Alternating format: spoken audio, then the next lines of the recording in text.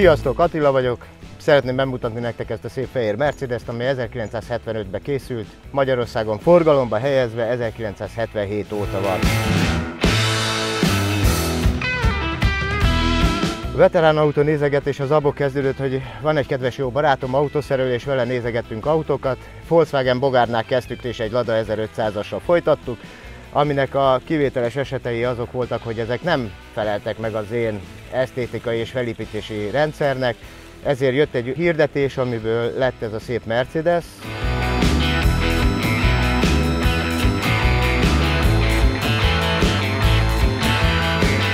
Ez a Mercedes bent állt egy garázsba, egy idősebb doktoré volt valamikor ez az autó. Karosszériáilag egy kicsit le volt hervadva, ugye az állás folyamán, és nem volt vele foglalkozva, viszont aránylag fűtőnek nevezett garázsba állt, ahol föl volt bakolva, tehát nem a kerekein állt, hanem alá voltak tuskózva, magyarán szólva. Igazából a karosszériája volt a leggyengébb ennek az autónak, motorikusan és a futóműve az egész tűrhető állapotban volt. Köznyelvben csak állólámpásnak nevezett Mercedes-t 1968 és 1976 között gyártották, és több mint 1,9 millió készült belőle. A szedán és a kupé karosszéria kivitel mellett nyújtott tengelytávú limuzinként is kínálták, de karosszériaépítő cégeknél kombi, többféle mentőautó, sőt még pick-up is készült belőle. Karrierje során 4 szériát különböztethetünk meg, az 1973-as ráncfelvarrás során jelent meg a redőzött hátsó lámpa, a belülről állítható külső tükör, az első ajtókról a háromszög alakú pillangóablakok eltűntek, a hűtőmaszk szélessége és a motorháztető lejtése is módosult. A háború után az első teljesen új alapokra építkező modell gyári kódját a motorja határozta meg, ugyanis a 4 hengereseket W115-tel, a 6 hengereseket W114-jel jelölték, a kivétel az 1974-ben megjelent 3 literes, 5 hengeres dízelmotor volt, amit a 115-ösök csoportjába soroltak. A benzinesek esetében az 1969-ben bemutatott D-Jetronic elektronikus befecskendező rendszer számított nagy újdonságnak, a motorválasztékot tekintve a 2 literestől a 3 literesig összesen 27 féle konfigurációból lehetett választani. Kettős keresztlengőkaros első futóműve csapszegek és állítható menetes perselyek helyett gömbcsuklós és szilendblokkos rendszerű lett, a hátsó futómű pedig ferde háromszög lengőkarokat kapott. Az autóhoz 4 tárcsafék társul, és a biztonsági szempontból nem elhanyagolható gyűrődőzóna kialakítására is nagy hangsúlyt fektettek a fejlesztések során.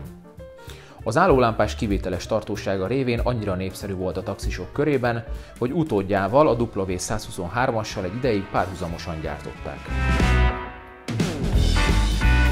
Ennek a motorja egy 2.3.6-os Mercedes-Benz gyári benzines motor, ami 120 lóerős gyárilag, az idő folyamán persze egy kicsit fogyott belőle. A váltója egy mechanikus 4-sebességes kézi váltó, ami még érdekesség ebben az autóban, hogy ez nem egy sűrű felszerelés, gyárilag van benne egy klíma.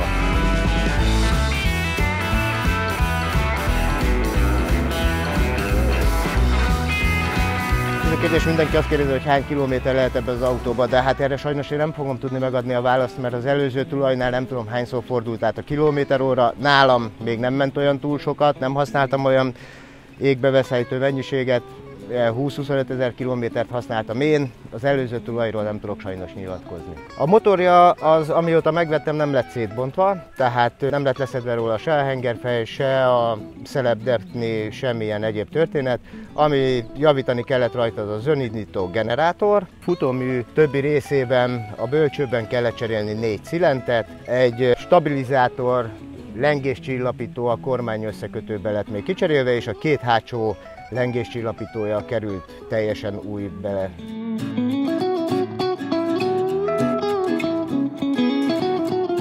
Kapott egy teljesen új fényezés kívülről, ellenben nem csak kívülről lett lefényezve, hanem belülről is.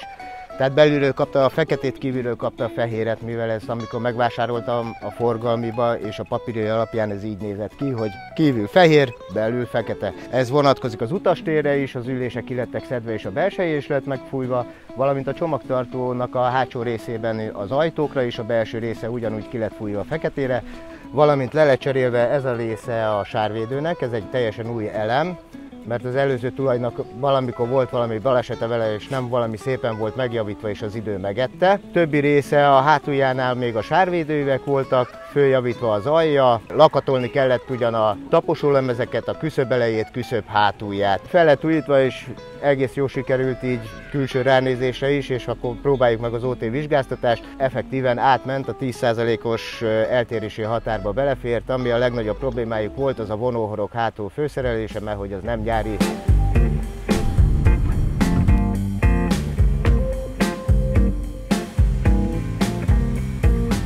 Szerelésügyileg ez a gépjármű sokkal jobb, mint a mai autók technikája, mert az összes szerelő azt közöli, hogy ehhez legalább hozzá lehet férni, nem kell szétbontani egy fél autót ahhoz, hogy kicseréljen benne egy alkatrészt. 2-3 csavar levételével bármit tudtak könnyen cserélni benne. A szereléstől nem kell félni senki új veterános autóvásárlónak, mert ebben nincsen komputer.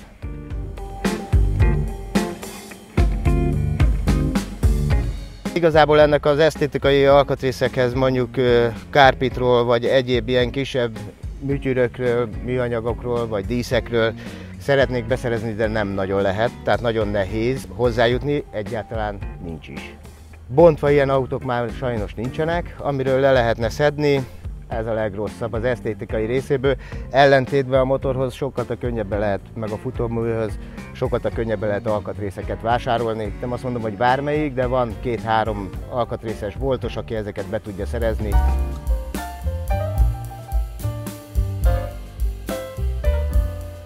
Ez egy hobbi gépjárműnek készült, ez hobbi használatra is van, tehát napi használatban nagyon ritkán, nem is használjuk, tehát általában hétvégén, hétköznap, amikor szép idő van, süt a nap és nem esik az eső, meg nincsen havazás és nem sózzák az utakat, mert ez nem arra lett készítve, hogy akkor használjuk. Meg amikor a barátok mondják, hogy nem eljövök ki és nem megkocsikázunk egyet, természetesen, tehát ez benne van, vagy közeli ismerősök esküvőjére nagyon szívesen elmegyek, és akkor szoktuk igazából használni.